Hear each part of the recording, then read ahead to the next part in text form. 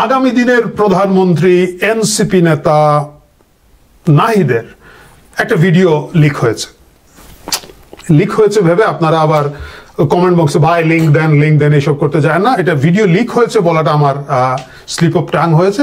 Video প্রকাশিত হয়েছে মানে হচ্ছে লিক হয় নাই, দেখা যাচ্ছে। এবং সেটা আমি দেখলাম এনসিপির ফেসবুক পেজে। সেখানে পিছনে জাতীয় সংসদ ভবনের ছবি নিয়ে আমাদের এনসিপির নেতা, এনসিপি বাংলার আগামী দিনের প্রধানমন্ত্রী, আমি না, ওনারা বলেন, আমরা বাকিরা বলি না, বাকিরা বললে তো ঘুরায় হাসবে, ওনারা বললে হাসবে না। তো সেই প্রধানমন্ত্রী পদপ্রত্যাশী খায়রুল কি ওটা জনমুক্তি পার্টি নাকি যেন, নাহিদ সাহেব, ন্যাশনাল এনসিপি থাক। তো ওই এনসিপির নেতা নাহিদ লোকজনকে বলছেন, রাজনীতিতে আসতে লোকজনকে নমিনেশন নেওয়ার জন্য, মনোনয়ন নেওয়ার জন্য উদ্বুদ্ধ করছেন। বলছেন আপনার যদি কোনো আইডিয়া থাকে, ভালো আইডিয়া থাকে, সেই আইডিয়া নিয়ে সংসদে চলে আসুন। ভিডিওটি দেখে আমার কাছে যেটা প্রথম মনে হলো, যে আমি অনেকদিন ধরে ভাবছিলাম যে এনসিপিকে নিয়ে একটা পর্ব করব, ছোটখাটো কিছু কমেন্ট করব, কিন্তু করব বলে করা হয় নাই। আপনারা জানেন যে আমি আসলে ইউটিউবে খুব একটা নিয়মিত নই, কোথাও নিয়মিত নই, অলস মানুষ। তারপরেও এটা করব ভাবছিলাম, কিন্তু এই ভিডিওটি দেখার পরে মনে হলো এই ভিডিওটি এখন করে ফেলতে হবে আমাকে। কেন করে ফেলতে হবে? কারণ করতে করতে এই দল টিকবে কিনা না, থাকবে কিনা না, এখন আমার তো এই ভয়ে লাগে ইদানিং। তো এই জন্যই আজকে এটা করা।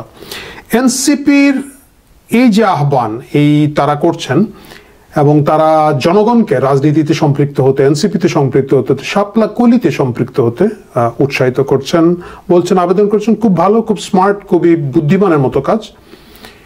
কিন্তু এই চিড়ে কি আর ভিজবে? এই চিড়ে আর ভিজবে না। এই চিড়ে কেন ভিজবে না? কারণ হচ্ছে এনসিপি মূলত কেন রাজনীতিতে ব্যর্থ হচ্ছে, আজকে আমরা সেটা নিয়ে কথা বলবো। এখন থেকে সিরিয়াস কথা বলবো। এনসিপি রাজনীতিতে টিকবে না অনেকগুলো কারণ আছে, বড় কারণ আছে, ছোট কারণ আছে। আমি 3টি কারণকে খুব প্রাথমিকভাবে চিহ্নিত করেছি। এই 3টা নিয়ে আমরা আজকে কথা বলবো। এনসিপি টিকবে না প্রথম কারণ হচ্ছে তারা শুরুই করেছে একটা বিদ্বেষের রাজনীতি দিয়ে, এবং সেই বিদ্বেষটা হচ্ছে মুক্তিযুদ্ধ বিরোধিতার বিদ্বেষ। কোনো দরকার ছিল না। তারা সকলে এই প্রজন্মের লোক, তাদের উচিত ছিল মুক্তিযুদ্ধকে সে সম্মান দিয়ে রাখা ও বাঙালির ইতিহাসের সবগুলোকে সম্মান দিয়ে রাখা। কিন্তু আপনারা দেখবেন প্রথম থেকেই তারা কোনো একটা কারণে মুক্তিযুদ্ধ এবং আওয়ামী লীগকে গুলিয়ে ফেলেছে। আওয়ামী লীগের বিরুদ্ধে তাদের রাজনীতি আছে, আওয়ামী লীগের বিরুদ্ধে তাদের কথা আছে, আমি সবকিছু মেনে নিচ্ছি। অফকোর্স আওয়ামী লীগের বিরোধী শক্তি তারা, কিন্তু এটা বাদ দিয়ে তারা লেগেছে মুক্তিযুদ্ধের বিরুদ্ধে। ভাই একটা কথা আপনাদেরকে বলি, এই হাদি দিয়ে ঠেলা পাহাড় ঠেলতে পারবেন না। এই হাদি দিয়ে পাহাড় ঠেলার কাজ আপনাদের অনেক আগে লোকজন করে ফেলাচ্ছে।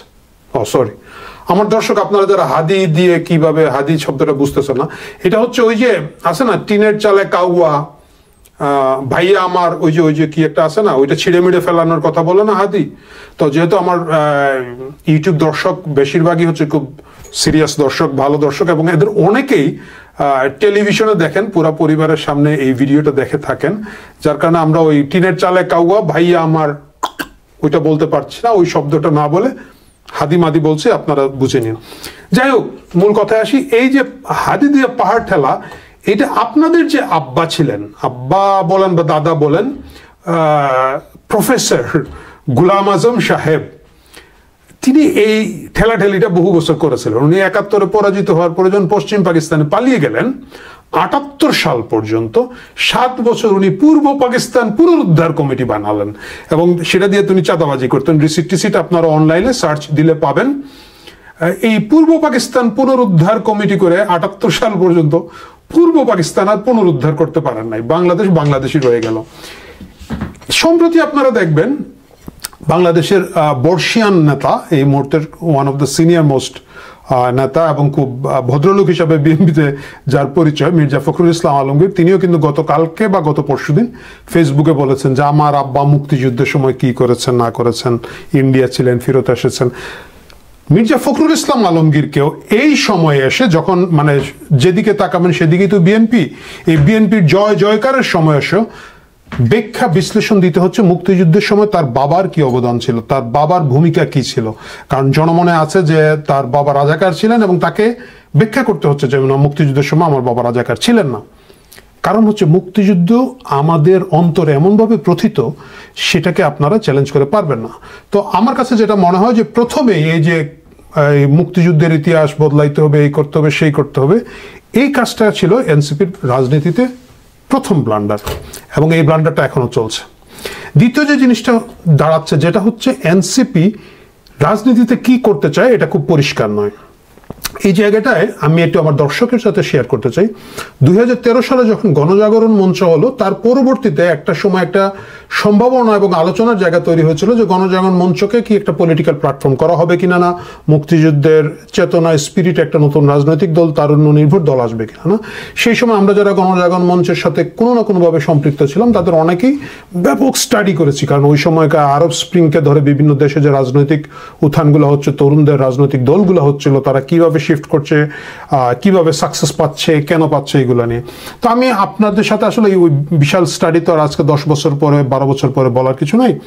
আমি জাস্ট ওই সময়কার দিল্লির আম আদমি পার্টির যদি কথা বলি, আমি ওইখানে যাব, আর এখন যে সম্প্রতি নিউ ইয়র্ক শহরে মেয়র হয়েছেন মামদানির কথা যাব। এই দুটো জায়গায় গেলে আপনারা বুঝবেন কেন এনসিপি ফেল করছে। আপনি আম আদমি পার্টির যদি পুরো প্ল্যানগুলো দেখেন, ওই সময় তাদের মূল পলিটিক্যাল কমিটমেন্ট ছিল ফার্স্ট দুর্নীতির বিরুদ্ধে জেহাদ।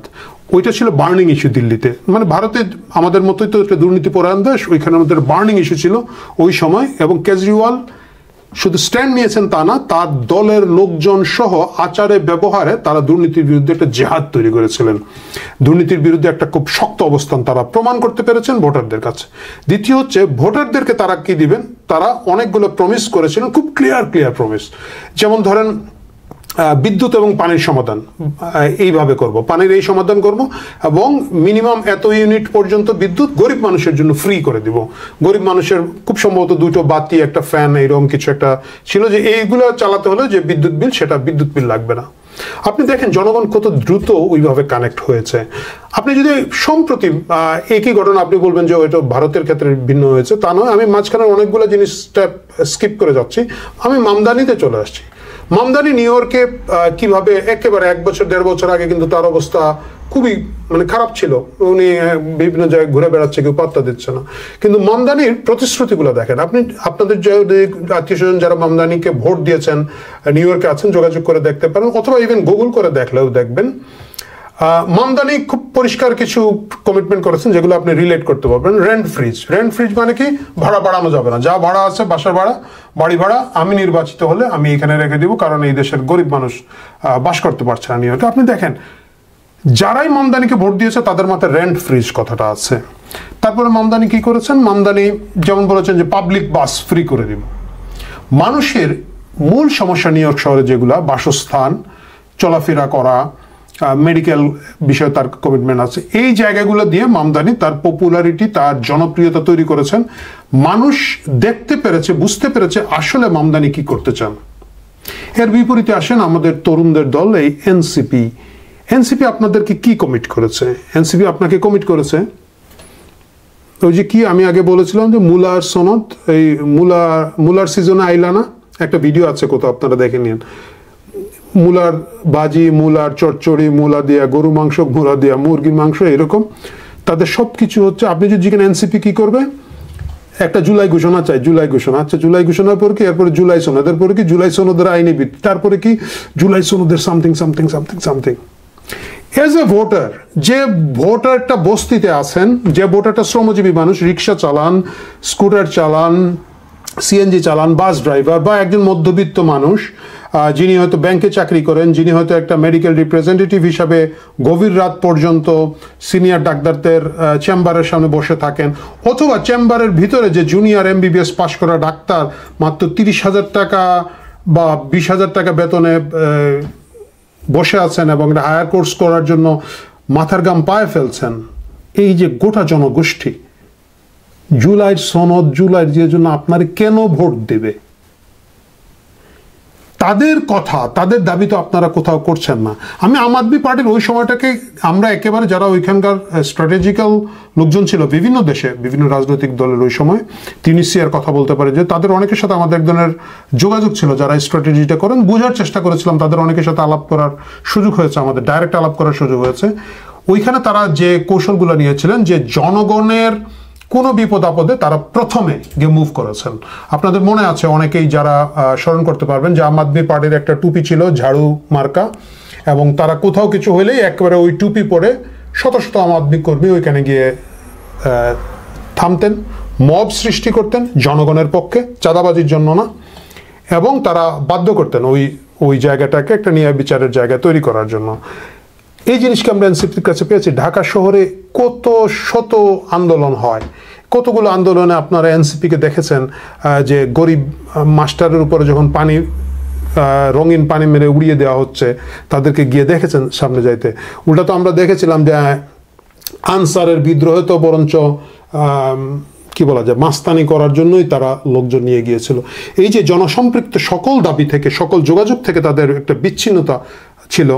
এইটা এনসিপিকে কেন ভোট দেব, এটা জনগণ কি পাবে, একটা জুলাই সনদ পাবে, তারপরে কি পাবে জুলাই ঘোষণা কোনো একটা আগে পাবে ভাই, তারপরে কি পাবে জুলাই সনদের আইনি সনদ পাবে, আইনি সনদের কি পাবে আমি জানি না, মেবি আগস্ট সনদ, সেপ্টেম্বর সনদ, অক্টোবর সনদ আর সামথিং।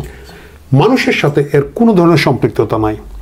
এবং যে জিনিসটা ছিল অন্যান্য জায়গায় যে তরুণ রাজনৈতিক দলগুলো উঠেছে তারা খুব বেশি সততাকে গুরুত্ব দিয়েছে, তারা সকল জায়গায় অনেস্টিকে সুযোগ দিয়েছে।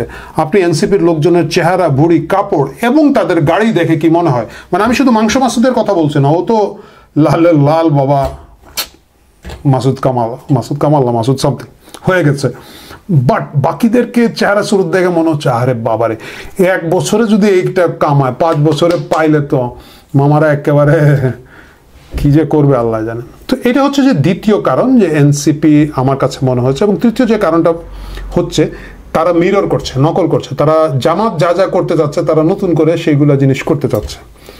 আমার কথা হচ্ছে আপনারা একটা নতুন আলাদা রাজনীতি তৈরি করুন। আপনারা বাজারে অরিজিনাল জামাত থাকতে, অরিজিনাল বিএনপি থাকতে, এই 2 নম্বরই জামাত, 2 নম্বরই মানে চায়নামের জামাত হিসাবে আপনারা নিজেরা যদি প্রতিষ্ঠিত করেন, সেটা লোকজন নিবে কেন? মানে আপনারা ডানপন্থীর থেকে বেশি ডানপন্থী হইতে চাচ্ছেন, আপনারা নারীদেরকে বেশ্যা বলা জায়গায় গিয়ে বক্তৃতা দিচ্ছেন, আপনারা কথায় কথায় দিল্লি না ঢাকা বলে মানে একদম ডানপন্থী লোকজন যেটা করে থাকে। আমাদের যে কি বিক্রমপুরী একজন আছে, মোল্লারে বলে তুই গিয়া ওইখানে ন্যাংটা হয়ে শিকল ভাঙ্গা বসে থাক আর আমরা এটাকে ইস্কনের উপর দায়িত্ব দিয়ে দেবো। বিক্রমপুরী তো নাম বোধ হয়, হ্যাঁ বিক্রমপুরী। তো আপনারা বিক্রমপুরী মার্কা রাজনীতি করে তো বিক্রমপুরী মার্কা রেজাল্টই পাবেন। আপনারা যদি নিজের রাজনীতির ভিতরে না ঢোকেন, নিজেদের রাজনীতিকে না গোছান, যতই জাতীয় সংসদ ভবন পিছনে রেখে আপনারা ভিডিও লিক করে থাকুন না কেন, বিএনপির দয়া এবং দোয়ায় 2-4টা আসনের বাইরে আপনাদের রাজনীতি এবার যাবে না, এবং ভবিষ্যতে এই 2-4টা আসনও আপনারা কারো কাছ থেকে পাবেন বলে আমার মনে হয় না। ভালো থাকুন, রাজনীতি করুন, জনকল্যাণে রাজনীতি করুন নিজেদের জন্য। আমরা আরো নতুন নতুন রাজনৈতিক দল বাংলাদেশে দেখতে চাই, প্রচুর রাজনৈতিক দল দেখতে চাই, জনগণের সামনে ভালো ভালো অপশন ফুটে উঠুক এটা কামনা করি। কিন্তু যতক্ষণ দুর্নীতি চাঁদাবাজি থেকে নিজেদের মুক্ত করছেন না, জামাতের কি এটাকে বলে ট্যাগবোর্ড, বড় জাহাজের পিছনের যে ছোট ট্যাগবোর্ড বাধা থাকে, সেটা হওয়া থেকে মুক্ত করছেন না এবং নিজের রাজনীতি ফেরত পাচ্ছেন না, ততদিন সেই আশা দেখছি না। ভালো থাকুন। আপনারা আমাদের তরুণ সমাজ একসময় আপনাদের উপরে অনেক লোক আশা করেছিল, সেই আশা ব্যর্থ হয়েছে, কিন্তু যদি চেষ্টা করেন হয়তো কিছুটা ফেরত পেতে পারেন। শুভেচ্ছা।